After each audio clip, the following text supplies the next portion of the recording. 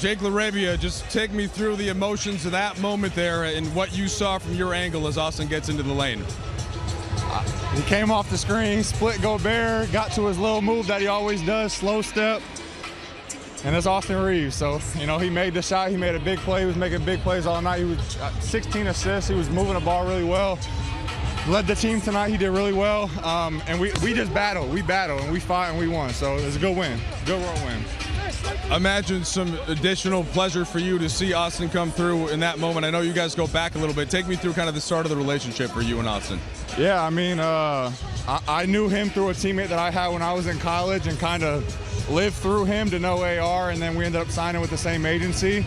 And we had been talking since I got drafted, really, and came to the Lakers, and now we're teammates and sharing a court with each other is a special moment. All right, so you helped him out a little bit tonight. You're red hot from everywhere except for the free throw line. Goodness gracious. But I'll find it one of these games. I'll knock down some free throws. I think it's fair to say you made up for it from the field, hitting basically every other shot. Where did that rhythm come from, and how hot did you feel once you got going? It was just one of those nights. I came out, hit my first three, and kept shooting it. They kept dropping. So, I mean, can't really control, you know, the makes and the misses, but I was making them tonight, so I just kept shooting. Last one for you. A lot of guys out, a lot of playmakers out. What kind of life does that give you, though, that you're able to come together and find a way to win? This league is all about opportunities, all about next man mentality, and obviously we got a lot of good players out. So it just takes, you know, the role players to kind of step up and take advantage of that, and I think that's what I did tonight. All right, thanks, Jake. Appreciate you. Jake, what are the moments kind of behind the scenes, you know, whether or even within the kind of the mob of Austin there, or once you get back in the locker room, what can you take us through that and what it's been like? There was a lot of water splashing, a lot of excitement, a lot of celebration. It was just a good win. Like, obviously we're up a lot of the game, and then they had that run where they came back. So, I mean, it was just a fight, and we came together, fought through adversity, and came out on top. So it was a good win. So in the first half, I think you were 3 for 3, and then came out of halftime, missed 1 3, and then didn't miss a shot for the rest of the game. Where did you get to the point where you were comfortable? Where were the shots coming from? How much of it was them focusing attention and guys delivering? Like, can you take me through that night? Yeah, I mean, Austin has 16 assists, so I think they all came from him. But yeah, I was knocking down shots and kind of just getting my rhythm and kept shooting. So when they're falling, they're falling. I know you had a lot of confidence in yourselves, but you know, Rob Pelinka, JJ had some nice comments about you in the offseason as to why they wanted you here. Do you feel like a game like this? Not that you needed to validate it, you play the same way you're going to play, but do you feel like that kind of gives you a certain increased confidence or anything like that? Like, not so increased confidence, but they have just been wanting me to be more aggressive scoring, especially with everyone that we have out. And coming off like last game where I wasn't really as aggressive, and they, Portland played pretty physical and tough, and I just kind of let things happen. I had conversations with both of them to just come out here and kind of play how I play, and I think I did just that. It was the 51 in Sacramento, then he falls up with the 40-piece against Portland. Now the 16 assists. Just what's it been like having Austin really lead this team, not physically, spiritually, emotionally, while guys have been out? Yeah, I mean, he's a dog. He's a leader. He's a competitor. He helps rally us together in all the tough times, during a game. And he's been leading us, these last couple of games that, players have been out, and he's going to keep on doing that. He's a really good basketball player, a lead at pretty much everything really, and yeah, he'll keep doing just that. When you get in the rhythm like you got in the third quarter, I think you ended up 7 for 8 in the quarter. I mean, 10 for 11 for the entire game. But are you in your head tracking what you're at shooting? Do you know? The only thing I'm tracking is those missed free throws. That's it. That's the only thing I cared about tonight. You mentioned that they've been on you about being more aggressive. I guess whether it's JJ teammates, what have those conversations look like? What have they said to you outside of just be more aggressive? What are they saying to you? It's pretty much just have a scorer's mentality. A lot of times I feel like when I'm in the game, I'm looking for an AR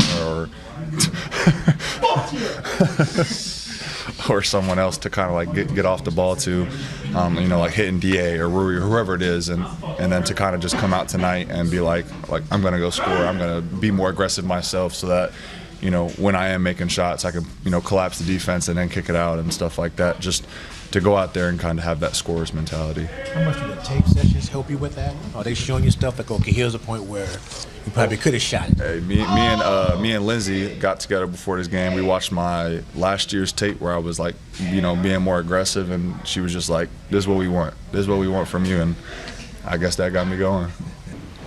Dalton, can you first just take us through the emotion for you individually and the team as you see Austin, kind of get through the trap and the floater goes up in the air and goes through? Well, I think we all knew that was ball game. I think going into the timeout, they left too much time. I think that's what it all said. Just give AR the ball and let AR do AR. We see it all the time in practice, so we're not all surprised. We're just happy for him. He deserves it. Austin, he, of course, is talking about how everybody else played well and on down the roster, but what's it been like watching him this week specifically and him raising his level as you've had some other key guys out? It's great. Usually I'm the one going against it in practice, so it's great to be on this side of the floor and, just happy for AR. He deserves it. He's a great player. Dalton, I think you walked off the court and said, he's pretty cold. Like, it's,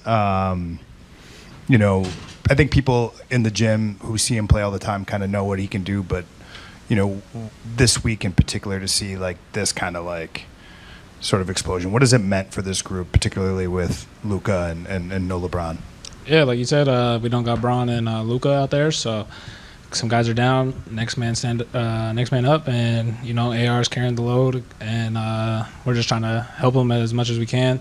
Pretty sure he had a career high in assist or tied it. That's crazy, and then he still does all the scoring on top of it. He's just different. Dalton, how have you maintained your confidence when you haven't played a whole lot, but you still went, 12 for the field? Is it just get it, fire it up, and you feel like it's going in? Yeah, every time I shoot, I think it's going in. If I miss, my dad always tells me next shot going in, so that's my confidence. Make or miss, next shot always going in. So that's my confidence every time I step on the floor. I think I'm the best shooter every time, and I know it for sure. So just keep letting it fly, and eventually they're just going to keep falling. Austin said he had on his mind the last time you guys played here during the playoffs, Game 4. He said he missed a late shot in the corner. How much for you, for Rui, for Austin, to beat the Wolves now twice in a week, does that kind of show that the group has done something to try to correct what happened in the playoffs? I'm not sure. I think it's a new season. They're banged up, we're banged up, and there's next man up for both teams. And, we're just going out, executing how we play, focusing on stuff that we need to work on to be able to get to the playoffs, and just keep executing our coverages. You go back now with Austin farther than pretty much everybody else on the team except for LeBron. So you've kind of seen, right, the whole growth of it. How much fun have you had this week, kind of watching these moments, and especially the ones resulting in wins? I'm not going to lie. 3 years ago, right, when I got traded here, I honestly didn't know about him before I got here. And he was injured, I think, that time, and I think he came back on a what was that? The game against Milwaukee. Yeah, the game. Yeah. I think you guys remember that he made a move on Giannis around the top. Like it was a close swing, whatever. And he made a layup, and I'm like, oh, okay, he got it, And since then, I was just watching him every game, literally. Every game he just like growing every year. It's amazing to be around with him. Like watching this. This is like. Is the first game winner? I don't know. At Dallas rookie year. Oh, I don't know that one. Yeah, that was before you got there. Yeah. So it's amazing. Yeah. What was your perspective on that final play? Kind of what you had heard in the huddle, and then Austin was telling us that McDaniels kind of pushed him out, so it blew up the play a little bit. But where were you, and what were you seeing? I was just in the corner. I don't know. It was just that was the play. You're spaced in the corner. Yeah. I was just spaced out in the corner, but yeah, it was for play for him. I knew they were gonna double team, whatever. So I had to be ready to shoot. But yeah, he got it. He split the defense and he got those floaters. So yeah. Well, Austin, it's not your first buzzer beater, but for the Lakers. But just considering all the circumstances and the week that you've had and everything that's kind of been on the shoulders, your teammates, how does all of that hit you after you saw the ball go up in the air?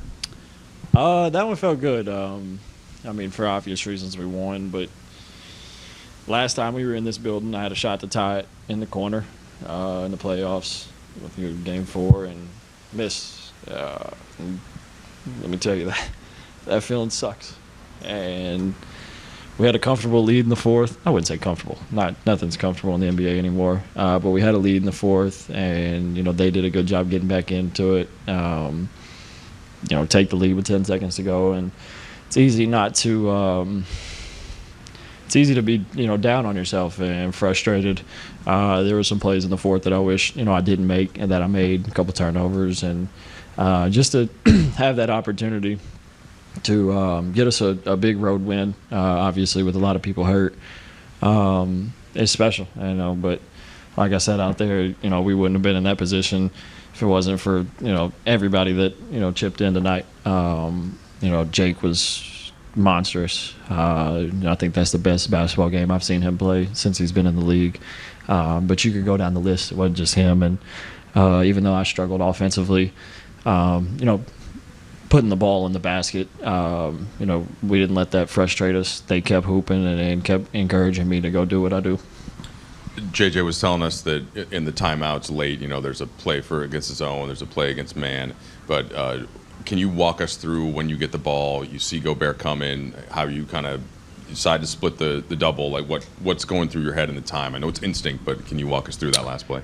Yeah, they did a good job. The play we were trying to run, they did a good job, kind of killing the play early. Jaden pushed me out to a position that I didn't want to catch it, but got the ball and seen DA running up for a screen. Did a good job sprinting into it, so there Rudy had to try to follow suit so he could be up to touch on the screen. And with him running full speed towards me and me running towards him, I have the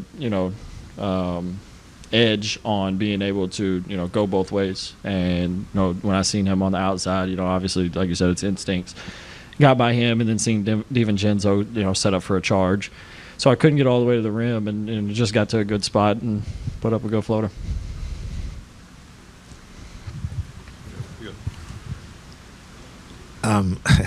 Honestly, good to see you work. Good to have a job. I want you to be honest right now. No LeBron, no Luka. How much is this on you, not to just score, but to lead the team when you have two of the other stars out? And don't give me that old... I mean, obviously, even when they're playing, I put a big responsibility on myself. It's different responsibilities, obviously, because they do so much for our team. But when we don't have them, the responsibility changes. But it's not. I wouldn't say it's physically. It's a little more, but I'm always mentally trying to figure out how I can help with them too and without them too. So it's definitely different in the sense of how I have to play and how I have to conduct myself. I can't get frustrated because at that time everybody's looking at me, and in those situations you have to be calm, be confident, and lead your guys through. Like I said, they had we were up I think 10 or so, and they went on a run, and it's not hard to kind of crumble in those situations, but you got to keep the energy high, you got to keep the spirit high, and but saying all that, everybody, not just them two, please come back. I think it was Dan you told this summer a quote along the lines of, I sometimes think about the NBA and like I was literally born to play basketball. Up prior to Sunday, you already had a pretty blessed basketball existence, but what's it like reaching this plane that you're on currently? Excuse me. I don't know. I mean, this is a funny story. I was with my mom's best friend. I was probably like 7, and I didn't even really play basketball yet. And she asked me what I wanted to do when I was older, and I said I wanted to play in the NBA. And I had played basketball in the yard and stuff, and she was like, because I played a lot of baseball, and she was like, you mean the MLB? And I was like, nah, I want to play in the NBA. And I don't know why I said it, because I didn't love the game at that point, but there was just something about the grind, have an opportunity to, go show what you're made of. I fell in love with the game because my brother loved it. I got to spend a lot of time with him. Both my parents played, so it was kind of it was meant to be. And yeah, I mean, it's obviously fun when the tie, but as low as you get, sometimes the struggle's fun too. You have to figure out how to get through it. You got to be a problem solver on the go. It's not easy, but the whole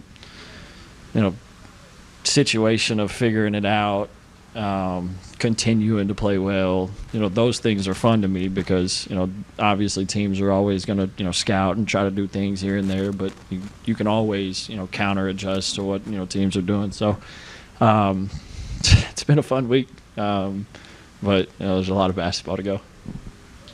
JJ told us pregame that he believes that the team will benefit from this early season adversity and that guys will get better. You mentioned that Jake. You said this is probably his best game of his career up to this point. How have you seen him benefit from the adversity you guys are facing in terms of health, and what do you think this can mean for him once you guys are able to get healthier? I think it means a lot, and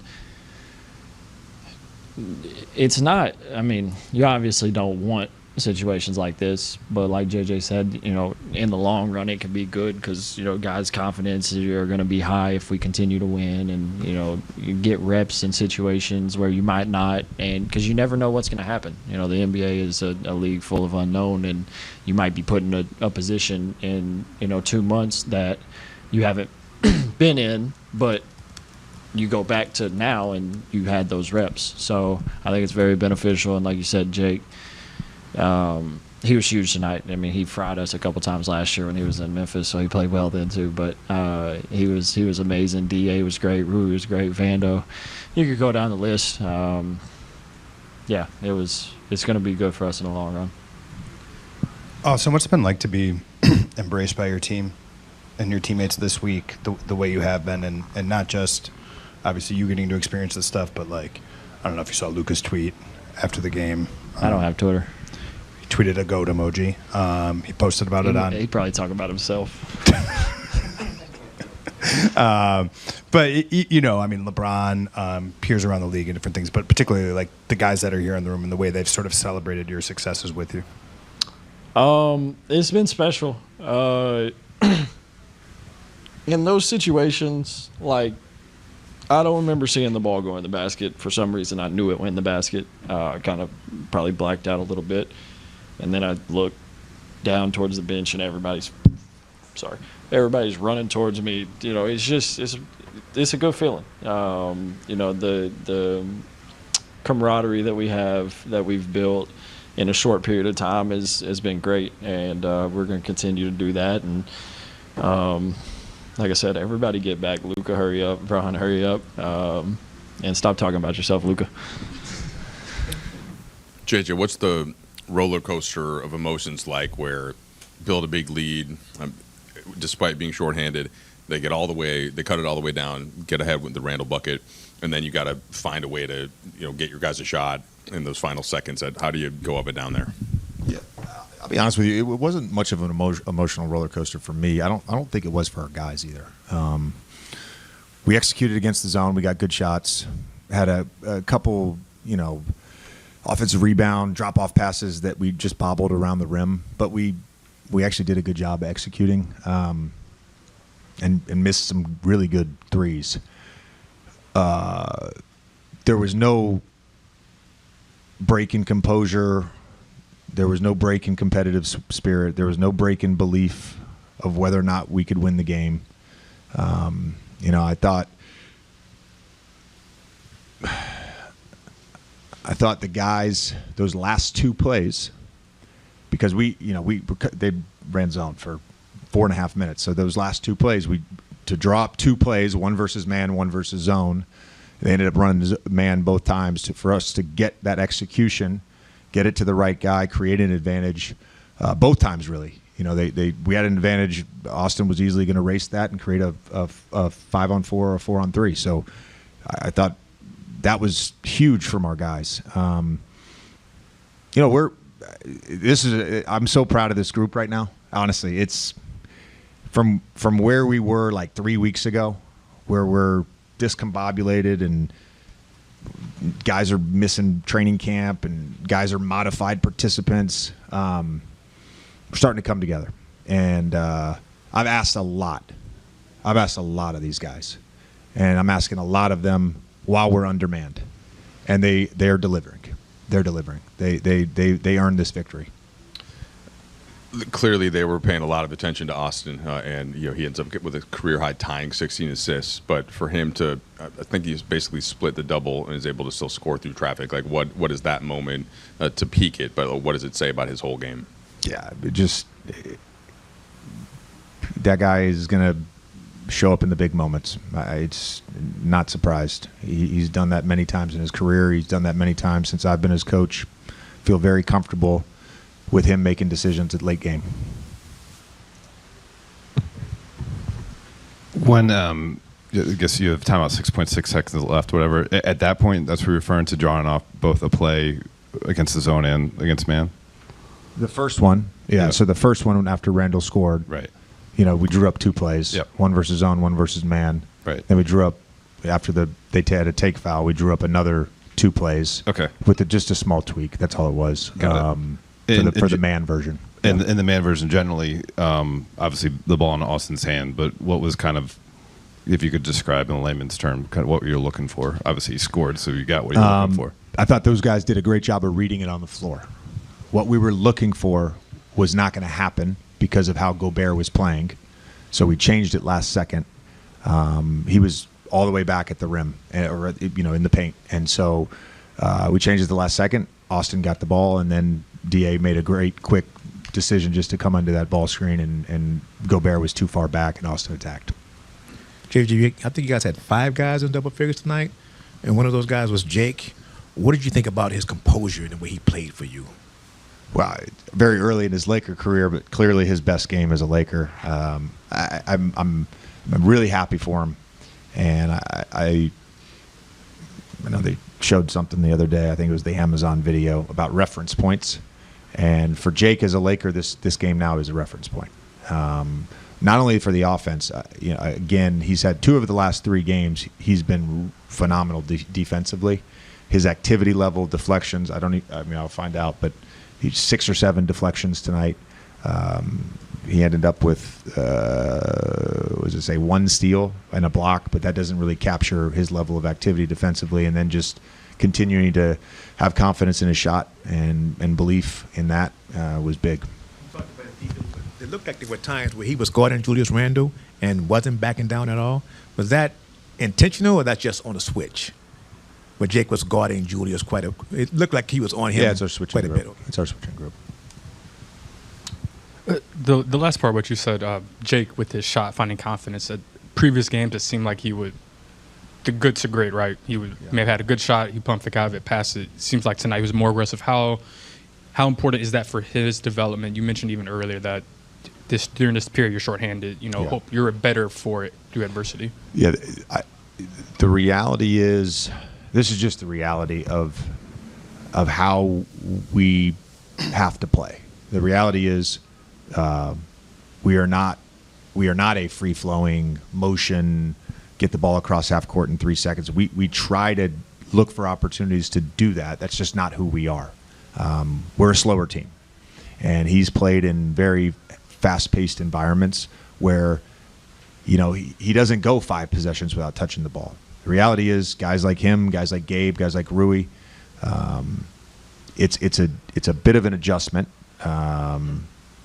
with our personnel, and Luka, LeBron, AR. Those guys are going to have the ball in their hands, and they're going to be our advantage creators. And those guys have to stay shot ready, regardless of. I've missed 5 in a row. I've missed 6 in a row. If we go through the process of creating a good shot, you got to take that shot. There was one in the zone where I can't remember who the second guy was. We created 2 good looks against the zone. We passed them both down. I think that was one of our bad possessions against the zone. Ended up in a turnover. JJ, 51 on Sunday, 41 on Monday. These numbers tonight. You guys are going to get Luka. You're going to get LeBron back. But what does this stretch from Austin do for him as this group gets whole? to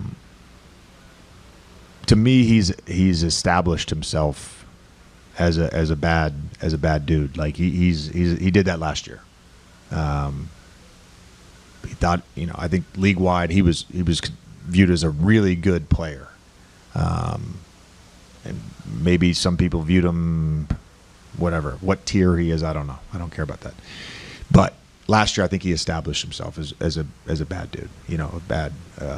Again, I can't use certain words, but this is kind of who he is. He had that stretch, for 3.5 months of the regular season last year, whatever it is, where he's 22, 7, and 6, or whatever the numbers were. But he's done it. For me, I think the big thing is he's established himself as like the leader. He's one of the leaders or the leader on the court, and that's big time. That's what we want. That's what we need from him, and he's done that.